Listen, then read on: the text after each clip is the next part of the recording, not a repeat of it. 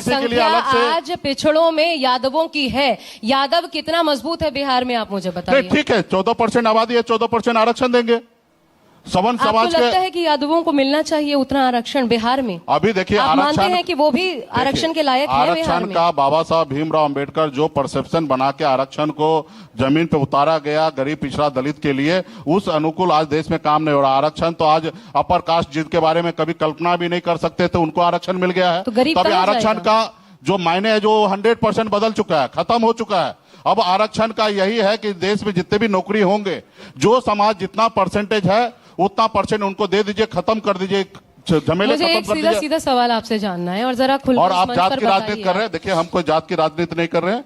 आपको निषाद समाज आपके नजरिया से एक जात हो सकता है, लेकिन मेरे लिए वो मेरा अपना परिवार है। अब मैं अपने परिवार के लिए काम कर रहा हूँ। और मैं जब मंत्री बना, परिवार तो बिहार होना चाहिए। जब आप उप मुख्यमंत्री की कुर्सी पर बैठेंगे तो आपका पूरा बिहार परिवार है ना। उसमें कहा हम ना बोल रहे हैं। तो कभी हमने बोला है कि बिहार में तो वो सोच मुझे दिखेगी तब मैंने आपको 2 दिन में मेरा गाना सॉन्ग जो है वो रिलीज होने के लिए जा रहा है, और मैं चाहूंगा कि उसको आप लोग भी सुनिएगा। उसमें पूरा बिहार का बेटा है सनफ मल्ला, ठीक है।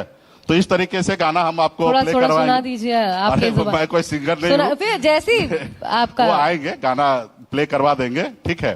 तो हम सबके लिए है। जब हम मंत्री बने तो एक भी एलिगेशन आप हमको दिखा दीजिए कि सिर्फ हम एक जात के लिए काम किए होंगे। हमने मंत्री रहकर हम भारत के संविधान को नजर में रखते हुए हमने हर एक काम वो किया जो संविधान संगत में था। हर जाति हर धर्म के लिए हमने काम किया, कोई एक जाति के लिए नहीं काम किया। हाँ, निश्चित तौर पे जो बहुत पीछे है, निश्चित तौर पर उनके लिए काम हमेशा मैं करते रहूंगा। अच्छा, ये बताइए, आप पर भरोसा कैसे डेवलप हो? आप विधानसभा नहीं जीत पाते, आप लोकसभा नहीं जीत पाते, आपका अपना लोग छोड़ करके पार्टी भाग जाता है जिसको आप टिकट देते हैं, तो फिर कैसे मजबूत हुई? आप उनके ऊपर आरोप नहीं लगाते कि जो खरीदते हैं। अभी निश्चित तौर पे जो 50 करोड़ 100 करोड़ वो खरीदते हैं क्योंकि आप भरोसा नहीं डेवलप कर पाए ना। ठीक है ना, हमारे ऊपर क्या, हम काम कर रहे हैं। जब पार्टी मजबूत हो जाए, उनको लगेगा कि यही हमारी जिंदगी बेहतर होगा, तो वो रहेंगे। लेकिन गुनेगार कौन? जो खरीदने वाला। मारने वाला से ज्यादा मरवाने वाला ना गुनेगार होता है। किसी का हत्या कराना वो ज्यादा गुनेगार होता है। हत्या तो किसी मजबूरी में भी जाके कोई कर देगा, उनके घर में मुसीबत है, मजबूरी है, 5 लाख रुपए चाहिए, बंदूक उठा के किसी को जाकर हत्या कर देगा। लेकिन सबसे ज्यादा जो है गुनेगार वो हो जो किसी का हत्या करा रहा है। तो आज गुनेगार कौन होगा? जो लोकतंत्र को खत्म कर रहा है, किसी का विधायक को, किसी का सरकार को गिराकर वो खरीदने का काम कर रहा है, वो गुनेगार है ना। अभी एक एफिडेविट भरवाइएगा जैसा गोवा में अरविंद केजरीवाल ने किया कि अगर जीते तो छोड़ के जाएगा नहीं पार्टी। आप भी सोच रहे हैं बिहार में? नहीं, ये लोकतंत्र पे हमको हमारे कार्यकर्ता पे भरोसा है।